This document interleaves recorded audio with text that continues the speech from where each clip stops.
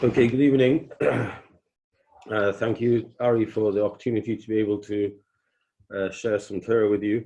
Very, very much appreciate it.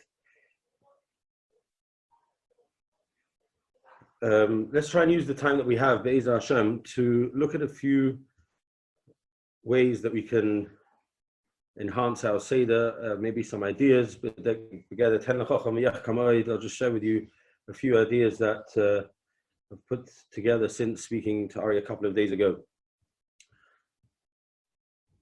The night of Yetzias Mitzrayim is a night, the night of Seder night is a night where we endeavor, as Chazal have told us, to instill within ourselves and those who are around our Seder table, Emunah in HaKadosh Baruch Hu. And that is what the Seder is meant to be for. If we just look and quote the Yesod V'Shoyer Sha'aveda in Sha'ates Perek Vov, he says, Ika mitzvah sipur hu levonov v'livnei veisoy lo hidia lohem gvuroisov yisparach shemay. The main mitzvah sipur, which is the mitzvah of the night, sipur Yetzias Mitzrayim, is to make known gvuroisov yisparach shemay v'es Yeshuas Elokeinu yisparach shemay v'yisaleh, the Yeshuas that HaKadosh Baruch Hu performed for us, Klal Yisrael, she'osay imanu am kodesh v'yitzionu miMitzrayim. And resulting from that, we should know that the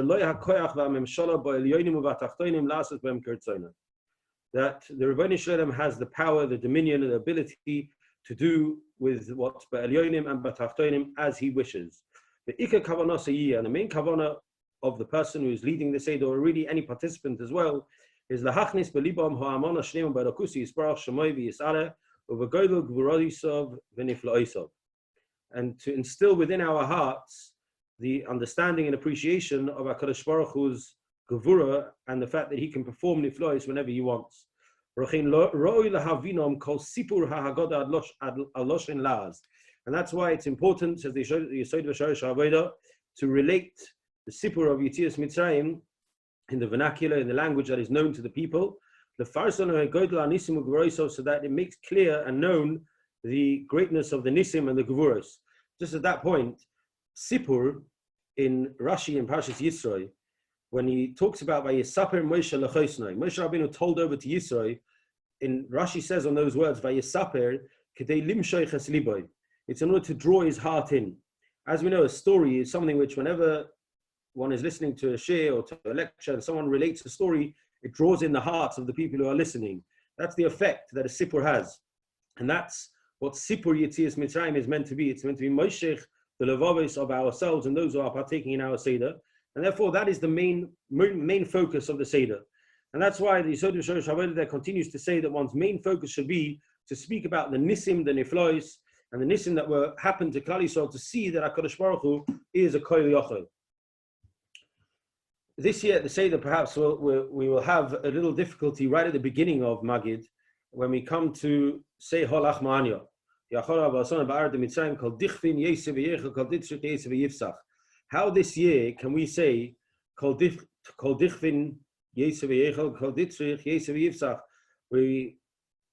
not allowed to, we're restricted and we're unable to have guests even were we to want to. The truth is, the question is asked on any year, how can we say those words? Because we've already begun our Seder. Really, if we were proclaiming that anyone who wants to join us for the Seder should come and join us, we should already say that in shul maybe before we come home. So one of my sons last year told me a pshat he heard from his Magid Shir, and then he thought of a novel pshat himself. The pshat he heard from his Magid Shir is, and that's relevant to us today as well, that we say, this is what we ate, and we realize the history of what happened to us. And we're proclaiming that this home that we're in now, the Seder table around which we sit, is a home and a table that we want it to be a place that called anyone is welcome. And in the current situation where we are unable to have guests, and that creates within us more of a tshuka to want to have guests, that itself breeds within us a rotzen to say, kol dich in this home from when we're allowed to, is going to be a home where people who are hungry will be welcome, where people who want to have company will be welcome. That's part of the proclamation. And perhaps also it's a tefillah. In the same way as we're saying at the end of Shana Haba B'Yerushalayim, we're also saying that Kol Dichvin Yetzav Yechel, we're unable to do it this year. Or at the way it seems at the moment, we will be unable to do it this year, unless there's some sort of great miracle. But we are davening that in the same way that Hashata Ochel Lashana Haba B'Yerushalayim, so too we should be able to have guests who are going to partake in our Seder. It's said over that the Chidah at the beginning of his Seder every single year would relate a story about a dibuk, that someone who was possessed with a dibuk in the times of the Arizal was sent, the Arizal sent his Talmud, Reb Chaim Vital, to see what he could do about extracting the dibuk from this particular woman. And after Reb Chaim Vital went and did the hachanos that were necessary, and he went and he arrived, and he came there to see what he could do, when he came to the room, the woman turned her head away and wouldn't look at Reb Chaim Vital. And she explained, the dibuk inside her explained, that a Rasha can't look in the face of a tzaddik. And therefore, the possessed woman wasn't able to look at him. When Reb Chaim Vital inquired, how was it and for what reason was it that you, the dibuk, have entered into this woman? So the dibuk responded and said that when she was trying to make a fire, she took 2 flint stones and was scraping them together to try and create a fire. One of them fell. And she said cursed herself that she should go to all the ruchas. And he said, resulting from that self-proclaimed curse, the ruach that he was able to enter into her. So Reb Chaim Vital said, yeah, but what's the reason? Why was it that just for saying something like that, there must have been more of a sibba? And the dibuk said, yes, there is. And the reason is that a sotan is only mekatrig b'sha'as kas. And since she was at a time of kas, that's when the sotan was able to be mekatrig and allow me in. But the real reason is because she's einoi toicha kabara. She isn't as she seems. How do I know that? Because every year at Seder night, when everyone's sitting together and discussing and being enamored by the nisim that took place in Mitzrayim and strengthening their emunah and bitochen, she inside herself scoffs at what's being said and is not ma'amin and gives the impression as if she is, but that itself is something that is so striking to HaKadosh Baruch Hu to the extent that he'll allow the mekatrig to be mekatrig against her when the opportunity comes. So the Chidah would say the story over to tell the people who had to say that the only way Reb Chaim Vital saw that he could extract the dibuk from this woman was by ensuring that she would tell him that going forward, she was now, obviously, after this scenario, Ma'amin in HaKadosh Baruch Hu, and she would strengthen her emunah every Seder night in the nisim that are being spoken about. So the primary focus on Seder night has to be the nisim of Yetzias Mitzrayim. And for that reason, Reb Chaim Friedlander, and I heard that as well, Reb Chaim Pinchas Scheinberg, he based what he said on a Bia Halacha where it talks about how when a person comes, the Shulchan Aruch talks about when a person comes home, one should rush and begin one Seder. And the discussion of, not the Bia Halacha, the Shatzion there says that it doesn't mean to rush to the meal, really it means to rush to get to parts of the Haggadah. But either way, having a look at that Shatzion, it seems that he finishes off with the Tzarech Iyun. But Reb Chaim Pinchas Scheinberg said there's 2 primary mitzvahs on Seder night: the sipur of the nisim and getting to the meal. Because even though we say manishtana at the beginning, the manishtana at the beginning is just because that's the nusach that's been put there to get the kids asking right at the beginning. But essentially, we want them to ask machmas maisa when they see that we're eating matzah and not bread that we're normally used to eating. And then we go to the morrow, and then we dip the morrow again, and then we're leaning when we're doing all of that. That's really, we want them to ask machmas maisa. And therefore, he would say that one should try and get to those 2 parts, the sipur and the meal. Now, the truth is, if we focus on the sipur with the nisim, then that takes enough time that we will engage in sipur Yetzias Mitzrayim, and we won't get to our meal too quick either. But there's a whole chunk of the Haggadah, which is right at the beginning, where very often we get too bogged down at that, which is the Hakdama. And by the time we come to Tzeil Aman, Ma'abike Shlovan Arami, Lasis, that we're already, the petrol's running out. One's energy isn't as much as it was at the beginning. And essentially, that's the main part of the Haggadah. The bits before are really a Hakdama. So we've got to try and get through those parts a lot quicker in order to get to Tzeil Amad and then focus on the main body of the Haggadah. Just to explain that, what the Hakdama is. I once heard a beautiful thought, and the truth is a lot of these could be discussed at Shabbos Mincha, and this year as well, at Shabbos Mincha where we're at home, we can discuss the Haggadah and do the Hakdama of the Haggadah then, and then go through a little quicker on Leila Seder. A part of that is the Arba Bonim, the Baruch Shem Avtecha Yisrael, One of those parts is the famous story of the Ma'aser Rabbi Eliezer, Rabbi Yeshua, etc., that they were the Talmidei Chachamim in Bnei Brak. What relevance does that story have to the Hakdama to Sipur Yetzias Mitzrayim? So I once heard a beautiful pshat like this. There's a halacha that a Talmid is not allowed to be masive in front of his Rabbi Muvak. And the question therefore is, Rabbi Kiva was a Talmid of Rabbi Eliezer and Rabbi Yeshua, who were present at this Seder together with him, and the Lashon of the Tana is, Shahayu Mesubin b'Bnei Brak. Mashma, they were all leaning together. Why was it that Rabbi Kiva was leaning in front of his Rebbeim? And the answer is given because they were in the place, the Morad Asra of Bnei Brak was Rabbi Kiva, and since it was Ba'asrei, so in his place, where his Rebbeim had come to spend Pesach with him, so it was okay for him to lean. The restriction of not leaning in front of his Rebbeim wasn't there.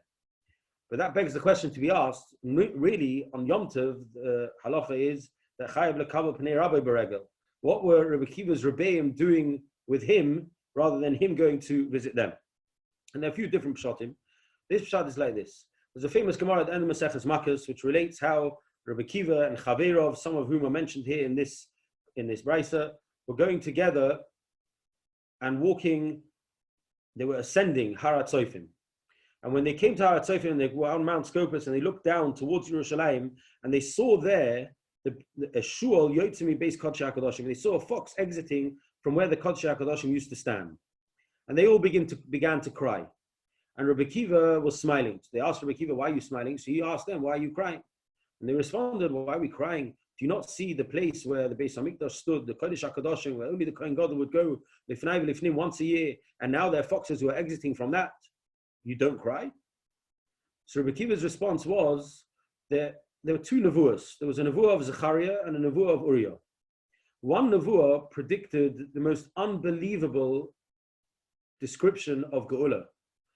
And taking into account that Rabbi Kiva and Chaverov in this tkufa were living just after Churban Bayis Sheni, and they were experiencing the Churban and its aftermath, to imagine that Oid Yeshvu Zakenim or Zakenos Berchovis Yerushalayim Ish Mishanta Biyadoi Mirov Yomim Yiladim Yiladois Mesachakim Berchovis. That was something which Rabbi Kiva said, it's a description which is so detailed and depicts such unbelievable tranquility. To believe that that's going to happen and to understand that that's going to happen was something which I wondered, was it going to be exactly like that?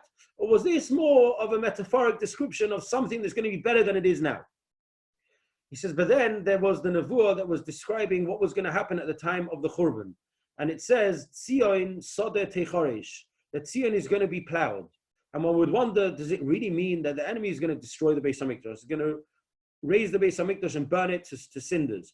And then also going to bring plows pulled by cows to plow over that land, that there should be no recognition of the fact that there was a Beis HaMikdash that stood there. Maybe that's also metaphoric. He says, but now that I've seen that every nevuah that has been described exactly as was said by the Navi, that the prediction was precise, it gives me strength to know that the prediction of Geula is going to be precise as well. And therefore, rather than looking at the situation we find ourselves in, and rather than looking and saying, oy vey, it's terrible the situation we find ourselves in, I rather have an eye to the past, but it creates for me a vision for the future. And the eye to the past of knowing that what has happened is exactly as Chazal predicted, gives me strength to know that I have a vision for the future. Came Leila Seder of that year, and on Leila Seder, a person has to sit, and one has to enact and fear a Seder that is like Bnei Chayrin. And Rabbi Eliezer and Rabbi Yeshua had a feeling of how can we be misnahig ki Bnei Chayrin in the aftermath of the Churban. And they felt that for them they've got to be Mekayim Leila Seder, but to do it in the way that is like Bnei Chayrin, just after the Churban would have been difficult. So they said, we're going to go away. So Rabbi Kiva said, no, come to me. The Shitase. Because to me, I'm going to be as besimcha as I was last year on Leila Seder. Because Leila Seder infuses me with emunah that going forward, I have what to look forward to. And that's what our Leila Seder has to be. Our Leila Seder has to be a night where we look and we see what has happened in the past. And we look at the Nisim, and we look at the story of Yetzias Mitzrayim, which is a blueprint for every single tzara that ever will befall Klal Yisrael. And we'll see there's the tzara itself, there's the prediction of the tzara, the tefillah to get out of it, and the Yeshua from that tzara. And every one of those is is seen in what happened to us by Mitzrayim and going through it, davening to get out of it, and then having the Yeshua. And on Seder night, we have a vision to the past, but we have an eye to the past, but we create a vision for the future. And that's what Leila Seder is meant to be. If we look in the Haggadah, like there's so many things on Leila Seder which have to do with the number 4, that actually the main body of Sipur Yetzias Mitzrayim is based on 4 psukim. 4 psukim from Parashas Kisaveh, the 4 psukim which are spoken about by the person who brings Bikurim. He brings his Bikurim and he begins to say, Arami Ovidovi Vayered Mitzrayim, Vayoga Shovim Seimaot. And if we look in our Haggadah, when we get to that bit, that is really, we finish V'hisha Omda, and that now we begin the main part of Sipur Yetzias Mitzrayim, which according to what we saw from the Yesod L'Shorish HaAvodah, what Rav Scheinberg Paskin, Rav Scheinberg Zechat L'Brocha Paskin, or Rav Chaim Friedlander Zechat L'Brocha strongly suggested, everything up until then can be done much quicker. The halacha, we've said Manishtana, we've asked Manishtana, we've given an initial response which suffices of Avodim Ayinu Vayotzienu. So we're doing 2 things to remind us of Shivud and 2 things to remind us of Geula, and that's the 2 parts of the 2 questions which seem to say we're reminding ourselves of Shivud. 2 questions we're talking about Geula, yes, because Avodim Ayinu Vayotzienu, and that suffices to answer that question. For Sipur Yetzias Mitzrayim, the main body of Sipur Yetzias Mitzrayim comes now after V'hisha Omda, where we begin Seo Lamad. Ma'bikesh Lo Arami La'asos. What did Lo and Arami want to do? The Yaakov Avinu Shepad Paraloi Gozar Ela Al Azchorim V'Lo Bikesh La'akar Sakor. And now we begin. The first pasuk is Arami Ovidovi Vayered Mitzrayim Vayoga Shovim Seimaot Vayihi Shom L'Goy Godel Otzum Morov. And then the Baal Haggadah explains each word in that pasuk.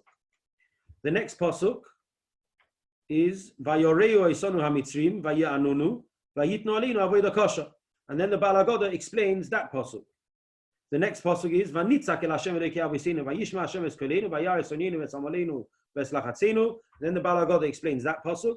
And finally, he gets to the end. The last of the 4 psukim is Vayotzienu Hashem Mitzrayim B'Yod Chazaka V'Yizroa Netuya V'Moira Gadol V'Oisus V'Moisim. And that then is explained again by the Baal Haggadah, every single detail, until it brings us more or less to the Esamakas. And that's again not another part of the 4s in the Leila Seder. There's 4 main psukim which are the body of Sipur Yetzias Mitzrayim. And if we want to distill that down, the 4 themes in those psukim are, the first is prediction of, or the cause for having to go down into Golus and going into Golus. The second part is Shibud. The third part is Tefillah. And the 4th part is Geula. And in every tzara that Klal Yisrael have ever gone through, any Golus or any tzara, there's been the cause, there's been the tzara itself, there's been the tefillah of Klal Yisrael to get out of it, and ultimately Klal Yisrael having a Yeshua. So that itself gives us already what to be able to share with those who are at our Seder and use it perhaps as a springboard for discussion, even within the current situation that we're in. But none of us are Chazal who can come and tell us what the cause for the tzara that we're in is. But our Gedolim have, and our Manhigim have told us there's certain things that we need to be misaken. That can be looked at as part of the cause of the tzara. There's the tzara itself that we're in now. And the third part of tefillah, which we are all engaged in collectively at the moment. And there's what we're looking forward to, the Yeshua. And as we said, it's always having an eye to the past to create the vision for the future. That's what Leila Seder is about.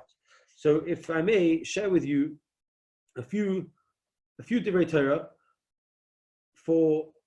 on each of these 4 parts, and perhaps these were things which were interesting. There is such a huge amount of midrashim on all these 4 parts that would keep us going really for every Shabbos in the year, let alone Seder night. And looking at those midrashim, there's a few, just to give some pointers. There's a sefer, Ma'adanei HaShulchan, a fantastic sefer on the Esamakas, which is more or less a collation of all the midrashim, the Pirkei D'Elazar, the Tana D'Belios, the midrashim Medrash Tanchuma, the Yaakov Shimoni on the Esamakas, a fantastic sefer which has in there vivid descriptions of what happened in the Shibud and the Geula. And part of what we need to do, Rabbi Yisrael Salanter says, is particularly with Yetzias Mitzrayim, these parshias of Shmois Va'era, Boy B'Shalach, and Yisro, up until Ma'amad Har Sinai, is to use the Koyach HaTziur the power of imagination that we all have. The problem is that as we matured, that power of imagination, we realized that most of our imagination was fantasy, it wasn't reality. And therefore, we neglected to an extent that power of imagination. It hasn't gone away, it's still there. And certainly, it's still very powerful by the younger children who may be at many Sedarim. What we need to do is re-engage with the Koyach HaTzir, with that power of imagination, and use it in order to understand and appreciate and try and depict within our mind's eye a lot of the nisim that took place. Just for example, there's a Yalkut Shimoni, a fascinating Yalkut Shimoni at the end of Sefer Shmos, the end of Parsha Shmos. In Parsha Shmos, we're told that one of Moshe Rabbeinu arrives. This is already once the Shiur is coming towards its end. And Moshe Rabbeinu arrives in Mitzrayim, and he tells the Zakanim that he's been sent by Paro, and he's meant to take Klal Yisrael out of Mitzrayim. And he says he started to go with the Zakanim, and Omer Rabbi Yochanan, Lefi Shabo Moshe va'Aaron v'Zikni Yisrael v'Rotzeli Kones, when they arrived and they wanted to enter into the palace of Paro, Ro Soviv Paltim Shaloi Kama Uchlusim v'Nizdazu. They saw a few populations and they were afraid. Now, what does it mean they saw a few populations? So there's a medrash a little later on where the medrash describes what Paro's palace actually looked like, how it was guarded. And the medrash tells us that Paro's palace had four sides to it. On each side there were on each side there were 100 entrances, 400 entrances in total. And by each entrance there sat 60,000 soldiers. Now, the Koisel Plaza, apparently when it's full, holds 70,000 people, not exactly squashed in, but more or less. So just imagine that as being 100 of those entrances on either side. Then we can understand that they saw uchlusim, they saw populations when they entered in there. Again, trying to picture that in one's mind's eye and then giving that over to those who are attending our Seder is something that gives a different realization, particularly when we think that Paro himself, according to the Medrash, wasn't that high at all. One Medrash says he was an Amahai, and he had a palace that was this big and this size, and that phenomenal amount of soldiers guarding the palace, let alone the soldiers that were running the country for him and looking after it. That gives us a description of who Klal Yisrael were, where they were, and what type of regime they were under at that time. So we put into context, we're talking here about Lavan Arami, who is our Zayda. He's Yaakov Avinu's father-in-law, and he's the grandfather of the Shivtei Ko. And what did he want to do? He wanted to annihilate Klal Yisrael. Shenema Arami Oived Ovi. And the Mefarshim say, why is that in the present tense? Why is Oived Ovi in the present tense? So there's a medrash in Parshas Bolok that Bilam, and the Shlach Kodesh there as well, that Bilam, the Shlach Kodesh in Parshas Kisove, Bilam was actually Lavan.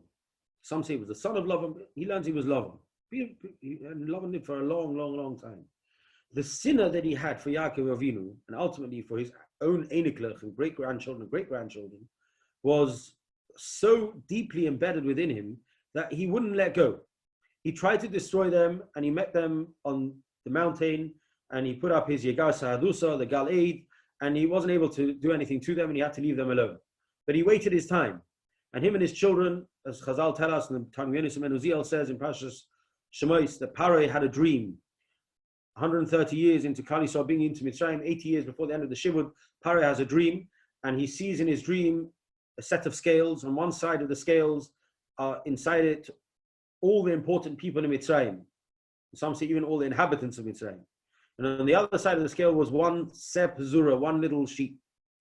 And the sheep, the side of the scale on which the sheep was, outweighed the side of the scale where the entire power of Mitzrayim was. Paro awoke and he called his advisors. He had three people who came to him. And two of them were significant advisors, sorcerers, two people, one called Janus, one called Yambres, and they were the children of Bilam HaRasha. Together with their father, they're the ones who mastermind the plan of Kol HaBen HaYilod HaYorer Tashlichu. And they try to annihilate Klal Yisrael. As we know, Paro had three advisors, Bilam, Eov, Yisroi. Yisroi said, don't do anything to them. Eov kept quiet, Yisroi ran away. And Bilam said, annihilate them. Again, he's trying to get rid of us. He doesn't manage. But he's oiveid ovi, says the Shlach Kodesh. He's continuously trying to get rid of us. Arami oiveid ovi. Vayered, says the Shlah, Vayered, Bilam went down to Mitzrayim. Vayoga Sham and Klal Yisrael were there, B'Msei we were there few in number. We were there few in number. And the Medrash, the Yalkut Me'amloid, which is also a fantastic Haggadah, says here, as we describe in this bit, Klal Yisrael arrived down to Mitzrayim, and as has been in every single Golus that we've been to, any time the Rabbi Yechiel Emanuel has sent us into a Golus, we've arrived, and the reason normally we've been sent into Golus, as the Meshech Chochmah in Parshas Chukaisai says, is because Klal Yisrael have become fractioned, the Achdus amongst them has eroded to a point where HaKadosh Baruch Hu felt either that being a primary reason, together with the fact that they were forgetting that the place that with our real home is Eretz Yisrael, with the Beis HaMikdash and Yerushalayim, Mir HaKodesh, we forget about that, so the Rabbi Yechiel sends us into Golus. What happens is, when we're refugees and we're on our own, suddenly we collaborate together and we begin to rebuild. And any time HaKadosh Baruch Hu has sent us into a new Golus, He's given us a huge amount of siyata d'shmaya to rebuild. And we've gone to these new places, we've been disproportionately represented in every single realm and every single layer of society of importance. And Klal Yisrael went down to Mitzrayim in that same way. They went down b'shivim nefesh, yoda avisecha Mitzrayim. That's the b'mesei ma'ot. And we went out from Mitzrayim, we went down there, and we became many. As we know, HaKadosh Baruch Hu b'derech nes gave us a huge amount of different things. But by Shom l'goy godo melamed shahoyu yisrael mitzuyonim shom. We were outstanding there. So the Yalkut Me'amloid is also a fantastic Haggadah with full of beautiful midrashim, which also give a lot of description and understanding as to every part of the Sipur of Yetzias Mitzrayim. He says the Yalkut Me'amloid, Klal Yisrael managed to keep their identity, even though they were a tiny nation as refugees within a new country. And normally, a few refugees, a small amount of people that arrive in a new country and settle there, normally become assimilated and acclimatized and get used to the culture and the norms of that country, and they lose their own identity. Klal Yisrael, through ways, they kept their identity. And even though we resisted any infiltration, we still grew to becoming a massive nation. And normally, when you assimilate with a new country and you resist infiltration, slowly the new people die out and the indigenous remain strong. Klal Yisrael grew even though they resisted any infiltration. And even though they were subjugated and they were weakened and they were tortured and they were tormented, says the Yalkut Me'amloid, no woman miscarried. They had multiple births. They were all strong, which is Shaloi Kederach HaTeva, because when having multiple births, normally Al Pi Derech HaTeva, he says that some of those children aren't as strong as the others. Klal Yisrael were able to be like that. They didn't get weak. And even though they were tormented, they managed to give birth to multiple children multiple times, and Klal Yisrael grew to the number that they did. To the point that Varov, they became many. And they were Revava Ketzemach HaSodeh. They were Revava, they were multitudes of them, that they were Ketzemach HaSodeh. And he says the Yalkut Me'amloid is normally young children are very fragile. Babies are extremely fragile. Here, these children were like Ketzemach HaSodeh. They were pliable, exactly like grass, can be blown in the wind, can be stood upon, can be trodden upon, and it manages to stand itself back up. So too, Klal Yisrael, the Midrashim talk about how the children were reared by the Malchei Ashoris, etc. But this was something that Klal Yisrael were able to be strong at and were kept strong, and they remained Ketzemach HaSodeh. Then, so that's the part where we talk about the cause. There, the cause was, one of the things was we were Einiklach of Terach. We had as part of our DNA, I suppose at that time, an affinity to Avodah Zarah. We had to have that eradicated from us. Part of the way of having that eradicated from us in part was to go through a blast furnace, to be taken down to Mitzrayim, to be subjugated to the place which was the epicenter of Avodah Zarah at that time, the biggest culture of Avodah Zarah. And by being tortured and tormented by them, that created within us a huge hatred towards Avodah Zarah and those who served it. And therefore that brought out within Klal Yisrael a negation to that which we had as part of our DNA from Terach. And that was part of what we had to go through. And we went through that in order to breathe within us a hatred towards Avodah Zarah, and also, as a byproduct of that, to teach us what it meant to be Avodim, that eventually we could be Avdei Hashem. So that was the cause, and we went down to Mitzrayim. one of the things that Yaakov Avinu wanted was Vayogar Shom B'Msei Ma'ot. He wanted us only to sojourn there. We're not there to stay. We're not to become part of their culture. We're not to become influenced to be that Shelo Yorad Yaakov L'Hishtakeh B'Mitzrayim. We only went there for a short bit of time. We wanted to remain with our own identity and Be'ez Hashem, be able to leave. The Medrash also tells us that Yaakov Avinu on his way down to Mitzrayim went on a little detour to Beersheba to uproot the cedar trees that Avraham Avinu had planted with the intention of taking them down to Mitzrayim, planting them in Goshen, and giving a message to Klal Yisrael and to all the future Doros who would be there. You're one day going to leave, and these cedar trees are to be taken with you, from which you're going to be able to build a Mishkan. So Klal Yisrael had in front of them the entire time that they were in Mitzrayim, they had there some sort of icon that reminded them and gave them strength. There's going to be a Yeshua. There's going to be a Geula. So like we have our Sifrei Nevi'im, which tell us there's going to be a Yeshua and there's going to be a Geula, they had the cedar trees of Avraham Avinu and Yaakov Avinu to remind them constantly there's going to be a Yeshua and going to be a Geula. They should never lose sight of the fact that they're going to go out. There's going to be Yeshua.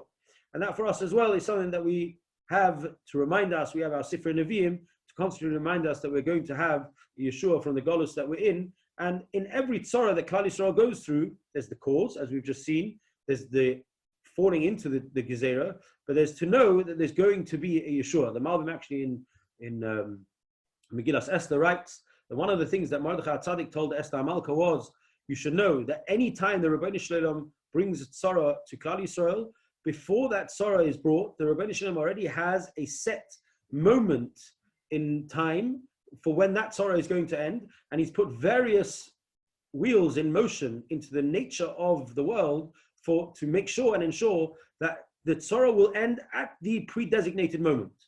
There's sometimes people who can be part of that. If they're not going to rise to the challenge, then there'll be other things in the Bria that will make sure that happens for every single tzara that happens to Klal Yisrael. And that so too was here. There was a set moment when Klal Yisrael was going to go out of Mitzrayim, and a set moment for any tzara that ever happens to Klal Yisrael when it's going to end. We then move on to the part of the Shivud. This was the Shivud the Mitzrayim did to us when they subjugated us to this terrible tzara and this terrible servitude. So we say like Kamashanema. Havon nischak moloi. So the Rachaim HaKadosh in this pasuk in Parashat Shmos tells us that one of the things that Paro realized is that Klal Yisrael's strength is in the fact that they are united as one. They care for each other, and any of them will do anything for one another. And that's why he says it in the Lashon Yochid. Havon nischak moloi. Let's try and figure out what we can do about this loy, about this united front that Klal Yisrael present. As he said, we know anytime there is the Rachaim HaKadosh says, Paro knew that whenever there's a military campaign, if you don't have every wing and every arm of that military force working with one joint goal, then they're not going to be successful. They say Napoleon went to Reb Chaim Volozhiner, covertly went to him to ask him for advice, am I going to be able to conquer Russia?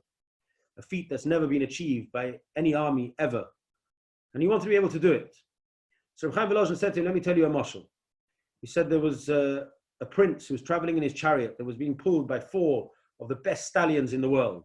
One was the best stallion from Egypt, one was the best stallion from Dubai, one of them was the best stallion from Italy, the other one was the best stallion from wherever else it was. And they were being pulled and they got stuck in a rut on the side of the road. And for whatever they tried to do, and the wagon drivers and the chariot riders tried to do, they couldn't pull it out. And along came a farmer with a tzeklapta wagon and 2-3 horses pulling it along, 3 weak-looking, smallish horses, certainly nothing compared to these 4 stallions. And the farmer looked at them and said, do you want some help? And they said, yeah. So he said, fine. He unharnessed these 4 horses, harnessed his 3 to the chariot, and with a couple of whips, he managed to get them to pull the chariot out. So the prince was very surprised, and he said to the farmer, how did you manage? He says, I'll tell you. Where are each of these from? Each of these looks like, wow, something miyuchad in its bria. So he said, this one's from here, this one's from there, this one's from the other.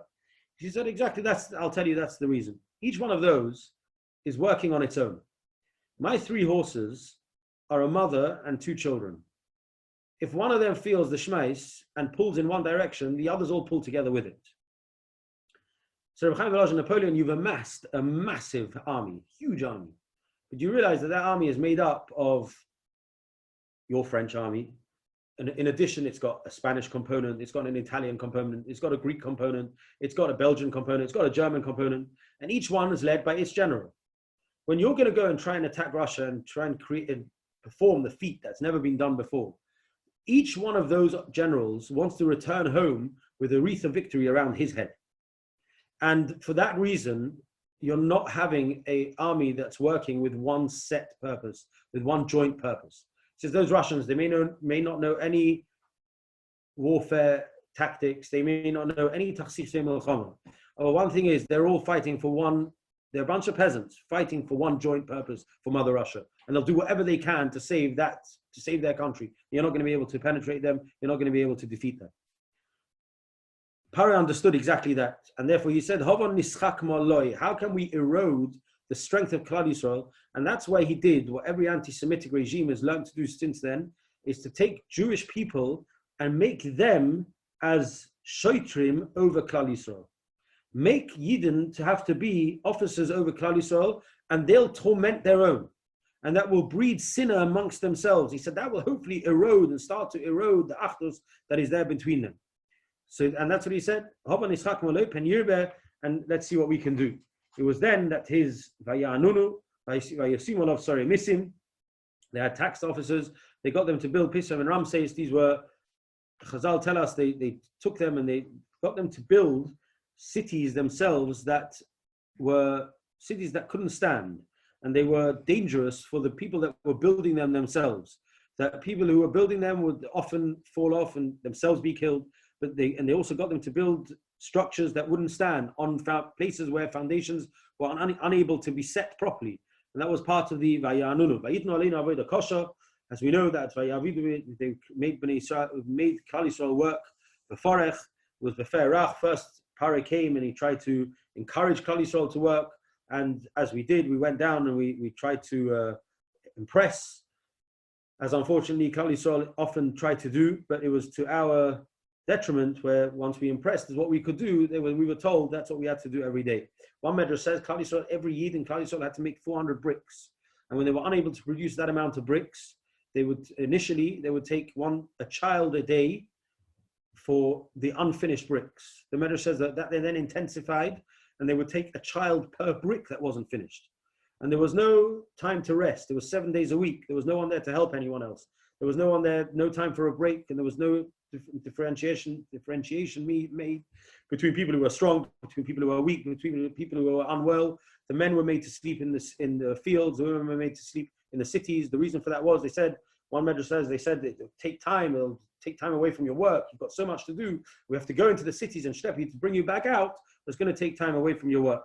And as we know, a variety of different medrashim we can talk about that of the terrible subjugation that Klal Yisrael were put through, the terrible shibud that Klal Yisrael were put through when these were happening, and try and take some of those to describe the shibud in as vivid a way as we can, that will help us to be able to feel that ki'ilu hu yotza mitzrayim, in a way where we feel for what actually happened, and again then to understand that this is a blueprint for every other tzara that happens to Klal Yisrael. There's sometimes that HaKadosh Baruch Hu is putting Klal Yisrael through a terrible tzara. Rashi at the end of Parshas Mishpatim tells us that when Klal Yisrael came to Mount Har Sinai, they saw B'sachas Raglov Kamasa Livnas Hasapir. Beneath Kaviochel, the feet of the Shechina was a Livnas Hasapir. And the Mefarshim say, why is it called a Livnas Hasapir? When Yechezkel Hanavi describes, he says it's called an Even Sapir. Why is it called a Livnas Hasapir? Because it's to remind us of the Levanim that Klal Yisrael were building whilst they were in Mitzrayim. And at that time, in front of the Rabbeinu Shalom, he had this Livnas Hasapir. So Zalman Saroskin asks, I don't understand. At the time of the Shibud, what should the Rabbeinu Shalom have had in front of him? A beautifully shining sapphire stone? What the Rabbeinu Shalom should have had was a brick made out of the blood and children of Klal Yisrael. He had the Livnas Hasapir. And he answers that Klal Yisrael, by the time they got to Ma'amad Har Sinai, were able to look back and appreciate and understand that the shibud they went through had a reason for it, had a purpose for it. As we're going to say in the Haftarah, that on the Achron Shel Pesach, U'sha'avtem mayim b'sasim mimayne Yeshua. The Rabbeinu Shalom, when it comes to the time of Yeshua, will give us mayne Yeshua, well springs of das, to appreciate that everything that we've gone through throughout our Golus, every sorrow that Klal Yisrael has ever been through, was ultimately part of a master plan and for our best and for our benefit. But Klal Yisrael definitely wouldn't have been able to understand that during the time of the Shiur. The Rabbi Yechiel could. And every part of what we went through then, when we came out eventually, we were able to look back in hindsight, and we were able to see that it was for our benefit, it was for our good. Yes, in every Torah that we go through in the Golus today, we don't know what the reason is and where it's heading us to, but we take comfort and we take solace and we understand and appreciate that there's precedent in what's happened to Klal Yisrael, and that's part of what Seder night is. It's looking at having an eye to the past that creates our vision for the future. Let's move on to Vanitzak el Hashem Elokei Aviseinu, Vayishma Hashem es Kolenu, Vayaris Oninu v'Samaleinu v'Slachatzinu. We cried out, we davened to HaKadosh Baruch Hu, that which Klal Yisrael have always known, that there's only one thing that we can do, and that is to cry out to the Rebbeinu Shalom, Afilu Cherev Chadam Munachas Al Tzavor Shel Adam, Al Yimna Atmei Min HaRachamim, as Chizkiyahu HaMelech did. He turned to the wall, Vayifen HaAkir, and he davened. And so too, we, Klal Yisrael, have continued that. We know this from the Avos, Tofsum Nesavesam, when it came to, whether it was here, Vanitzak el Hashem, whether it was by the Yam Suf, whether it was by any other tzara that has befallen Klal Yisrael. And we talk about it particularly on Leila Seder, because Chazal tell us that Leila Seder, as we know, Sancheriv was annihilated on that Leila Seder, when Yeshayahu Hanavi told Chizkiyahu HaMelech, there's nothing to be worried about. Klal Yisrael stays in Yerushalayim. They makriv their karbanos, and when they say Hallel, the Malachim will say Hallel, and that got rid of the entire army, massive, huge army of Sancheriv. So too, we every Seder night we're told that the Rebbeinu Shalom is listening to our tefillos, and it's a night where our tefillos and Yeshuas can be heard. One of the reasons that Rabbi Yechiel Emanuel used to say that we say Zeichel Hamikdash Kehilo Kein Also Hillel is man shebeis Hamikdash Haya Kayam Hayakorech Pesach Matzah U'Morer V'Oichlon B'Yachad L'Kayim Ma'Shenemar Al Matzois U'Meroirim Yechlu L'Kayim Ma'Shenemar, to be Mekayim the pasuk of Al Matzois U'Meroirim Yechlu. So Rabbi Yechiel Emanuel asked, this is a pasuk in Parashas Ba'aloscha about Pesach Sheni, and we're here talking about Leila Seder. Why are we mentioning the pasuk of Pesach Sheni? And he would say that the reason why the Baal HaGoda wanted to bring this pasuk from Pesach Sheni is because it's actually a tefillah to the Eibishter, where we're davening to the Eibishter, that like there's a Yerushalmi that says, there's a Mandam in the Yerushalmi that says that were we to be zocher to the Geula between Pesach and Pesach Sheni, then Klal Yisrael will bring Pesach Sheni. And therefore we, on Leila Seder, where if we're to sit this year and still not have been zocher to the Geula, and we'll be saying Zeicher Mikdash Kehilo, we will mention the pasuk of Pesach Sheni as a tefillah to the Rebbeinu Shalom. We should still be zocher to Geula this year, because tefillahs on Leila Seder are heard by the whole Pamalei Shamala. In fact, there's a Pirkei Rabbi Eliezer. The Pirkei Rabbi Eliezer says, the Pirkei Rabbi Eliezer in Perek Lamed Beis says that Yitzchak Avinu told Vayhi Kizokin Yitzchak Vatichena Einov Mirois. So we see that he became blind. Higia Leil Yom HaPesach. Interesting lashon. Higia Leil Yom HaPesach. V'kora Yitzchak le'Esav b'nei Agadol v'amar lo B'ni zeh halayla kol ha'olam kuloi omrim b'Halel. There's a different girsas. The Radal there says that the Gon says ha'elyonim omrim b'Halel. Either way, the whole world or the Pamalei Shamala says Halel. V'oitzrois talolim niftochim b'zeh halayla, and that's why he gave mitala bracha mitala shamayim. The oitzros of bracha are open. Aseli matamim ad shani ba'oidi avarechacha. And that's when Rivka then said, Omar Rivka leYaakov b'ni halaylo hazeh oitzros talolim niftochim boy ha'elyonim omrim shira halaylo hazeh asidim bonechol higoyel miyad shibud. This is a night where your descendants will have a gula from Shibud, and we know this is the Leil Shimurim from which we've been saved throughout the Doros from various different sorrows. Halaylo hazeh asidim loymar shira asei matamim la'avicha ad shu ba'oida yivarechacha. So it's a night where, when we talk about tefillah of Klal Yisrael, it's a night where our tefillahs also are to be heard, and we strengthen ourselves with the emunah that tefillah does work. Tefillah does work. The tefillah of Klal Yisrael does work.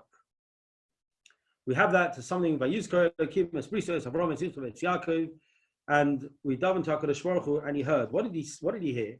So it says Vayi'onchu b'nei Yisrael min ha'avoda vayizaku. One of the Medrashim says, I think it's in the Yalkut Me'amloyes, where he says Why does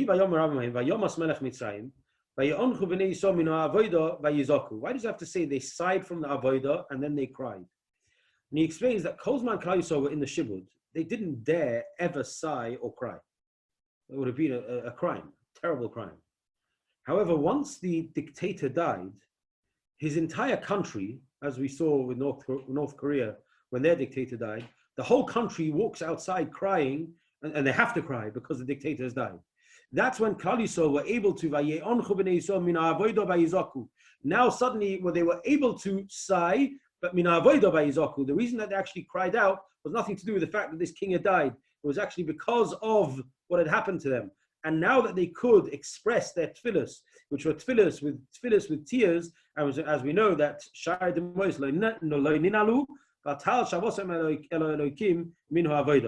is one medrash that says it was a particular cry that the Malach brought in front of the Rebbeinu Shalom of one woman who was walking to help her husband in making sure that the cement didn't congeal. She was walking around as the cement mixer while she was pregnant, and from the toil and the trouble, she miscarried. And that child was brought in front of the Rebbeinu Shalom with the mortar and the cement around it, and said to the Rebbeinu Shalom, "Is this what Klal Yisrael have to still suffer?"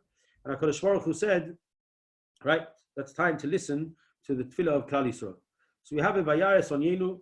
We said that this was Zuprishus Dereches, K'ma Shem Vayar Elokim Es Bnei Yisrael Vayed Elokim. There's certain things that only the Rebbeinu Shalom knows.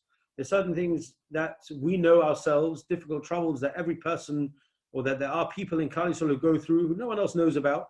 And those people who are going through them themselves wonder, no one else knows about it, the Rebbeinu Shalom does. Even things that no one else is to know about, HaKadosh Baruch Hu is aware of, and part of our tefillah evokes the rachamim of HaKadosh Baruch Hu when it's got to do with those things. There's somewhat we're talking, the Rebbeinu Shalom also saw and heard about Amalenu, he heard about Lachatzenu, and then eventually we come, we're running out of time, we've got about 10 minutes left. So let's move on to Vayotzienu Hashem Mitzrayim, the fourth part. HaKadosh Baruch Hu takes out, there's more to say on every single one of these parts. So just a few highlights. Vayotzienu Hashem Mitzrayim Be'od Chazak V'Zorah Tov V'Meir Gadol V'Vayis V'Mosim. Here we talk about the Yeshua that the Rebbeinu Shalom actually takes us out of Mitzrayim. Now, when we look here, how it describes this, Be'od Chazak V'Zorah Tov V'Vayis V'Mosim. It's interesting. It says Be'od Chazak, so it's Zu HaDever. B'Zorah Natuya, Zu HaCherev. And that's referring, we'll see, to Makas B'Cheres. And then we're told of all the Makas, we're going to talk about Eser Makas shortly after this. In this pasuk of Geula and Yeshua, of all Makas, asks the Chidah, the three that we mentioned, the three that are described in this pasuk of Vayotzienu Hashem Mitzrayim, are Dever, Dam, Dever, and Makas B'Cheres. And asks the Chidah, why is that the case?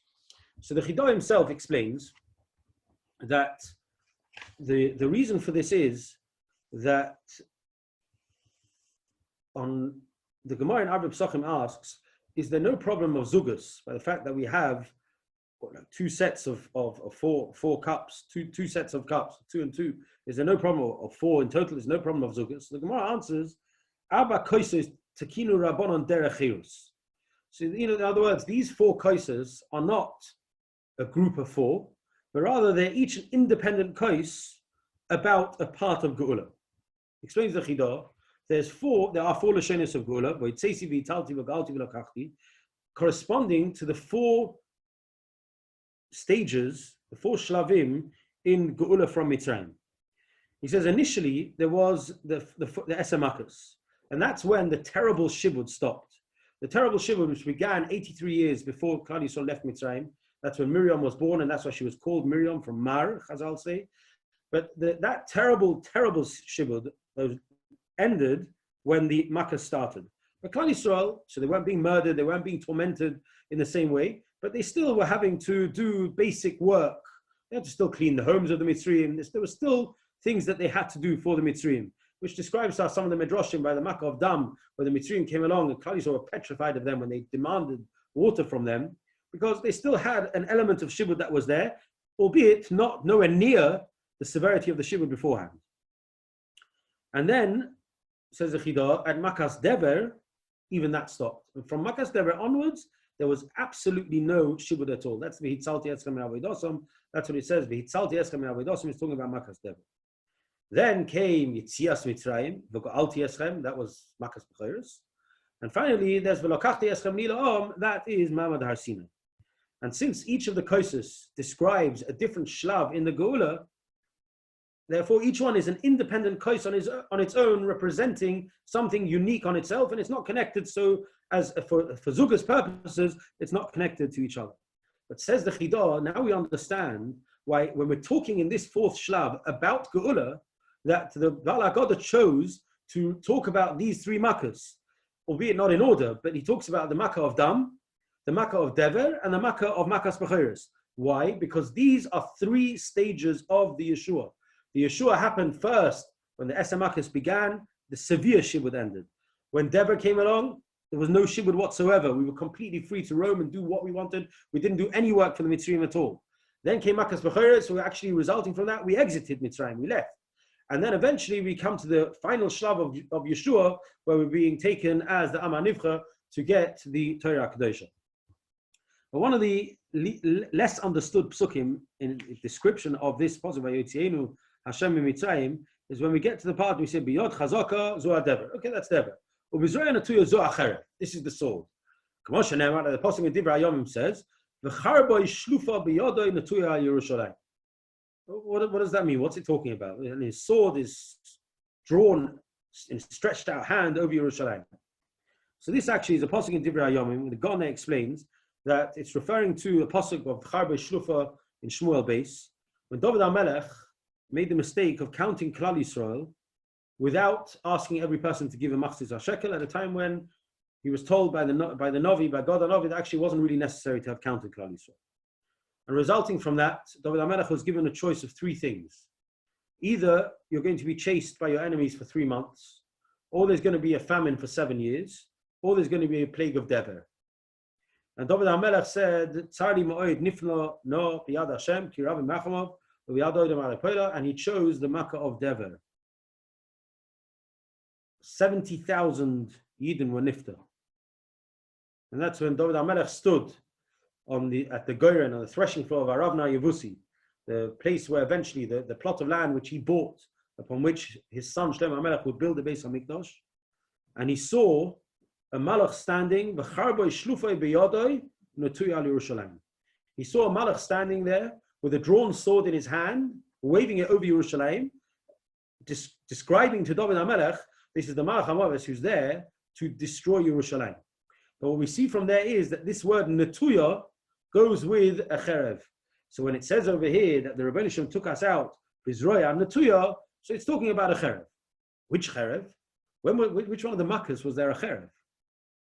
So Chazal tell us that out of all the makkahs, when we actually talk about them, we don't say makas dam, makas tzvardeya, makas kinim, dam tzvardeya kinim. Until the last one we call it makas b'chayros. Why is makas b'chayros called makas b'chayros?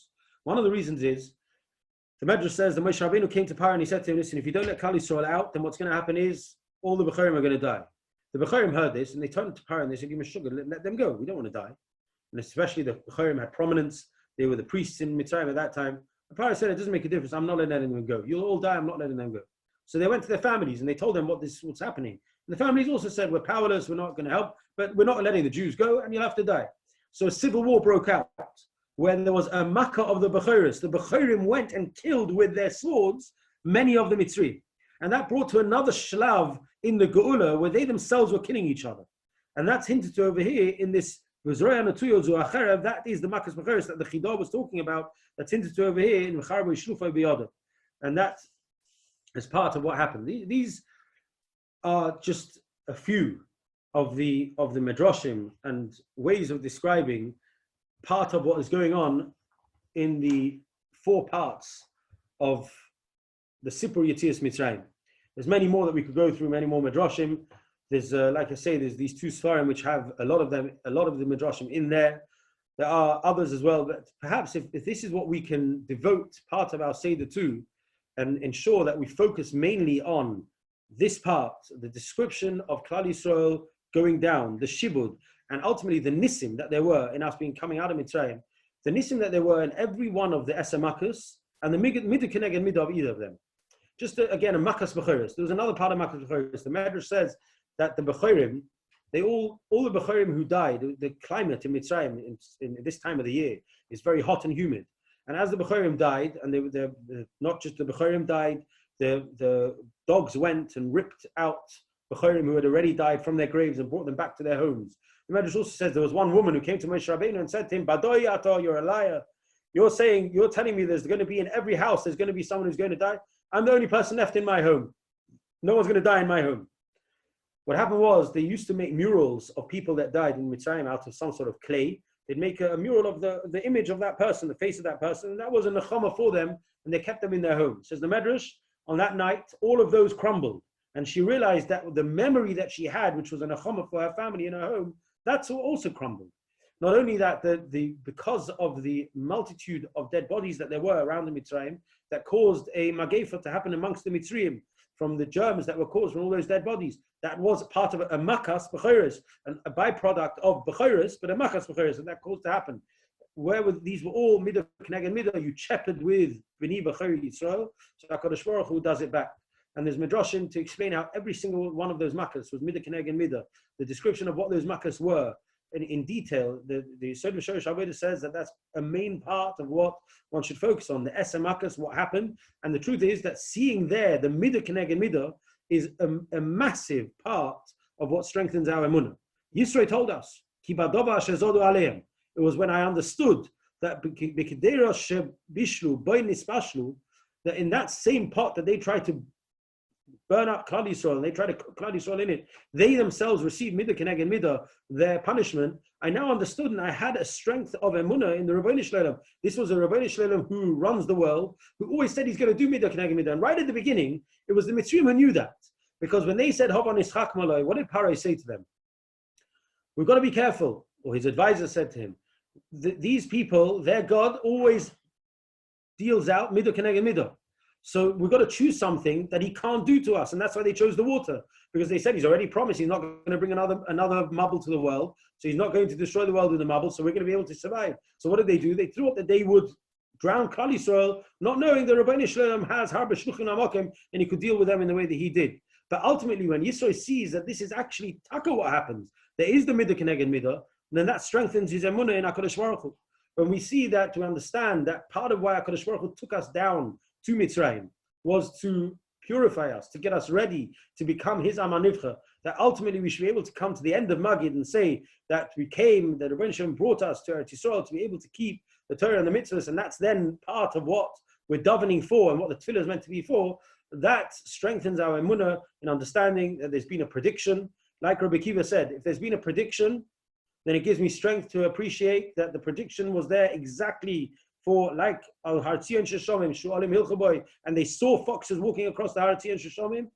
If that prediction is precise about the Shibud, then the prediction is precise about the Gula.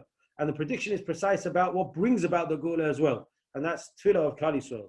Be'ez Hashem HaKadosh Baruch Hu should give us siyata d'shmaya, that still we are ma'aminim b'chol yom achakeloi b'chol yom sheyavoi, that the Rebbeinu Shleilim can and still has the power to, and we're ma'aminim and we are mechake, that he can still bring the Geula this year, that we should be able to be noichal min azvachim and min apsochim. We daven the Rebbeinu Shleilim should give all of Klal Yisrael who need refuahs, yeshuas and nechamas, what they need, and be'ez Hashem we should be zoichet to all have a freiliche Yom Tov, a good Yom Tov, and be able to impart emunah to ourselves and to all those who are partaking in our Sedarim. And thank you very much for this opportunity. Amen. Thank you very much. Thank you very much.